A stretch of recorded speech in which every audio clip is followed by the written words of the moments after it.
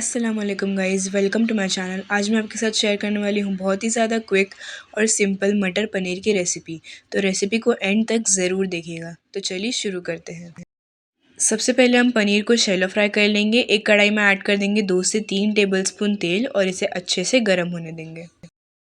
जब तेल अच्छे से गर्म हो जाए तब हम इसमें पनीर के क्यूब्स ऐड कर देंगे। यहाँ पे हमने 200 ग्राम पनीर यूज़ किया है। अब हम इसे तब तक फ्राई कर लेंगे जब तक ये दोनों साइड से अच्छे से गोल्डन ब्राउन नहीं हो जाता। अब देख सकते हैं पनीर अच्छे से फ्राई हो चुका है। अब हम इसे एक प्लेट में निकाल लेंगे। अब हम वही तेल में ऐड कर देंगे एक मीडियम साइज़ की बारीक चॉप की हुई प्याज और इसे गोल्डन ब्राउन होने तक अच्छे से भून लेंगे। जब प्याज हल्की सी गोल्डन ब्राउन हो जाए तब हम इसमें ऐड कर देंगे एक मीडियम साइज़ का टमाटर बारीक चॉप करके। अब हम इसमें ऐड कर देंगे 1 टीस्पून अदरक का पेस्ट, 1 टीस्पून लहसुन का पेस्ट और 2 हरी मिर्च चॉप की हुई। अब हम सारी चीज़ों को अच्छे से मिक्स कर लेंगे। अब हम इसमें ऐड कर देंगे लगभग 150 ग्राम मटर और इसे अच्छे से मिक्स कर लेंगे।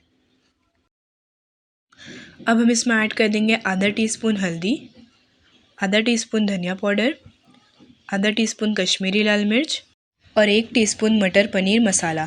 आपको ये मसाला कोई भी शॉप पे अवेलेबल मिल जाएगा। सब मसाले डालने के बाद इसे अच्छे से मिक्स कर लेंगे। अब हम इसमें ऐड कर देंगे नमक अपने टेस्ट के हिसाब से और इसे अच्छे से मिक्स कर लेंगे। अब हम इसमें ऐड कर देंगे आधा ग्लास पानी ताकि मटर अच्छे से सॉफ्ट हो जाए।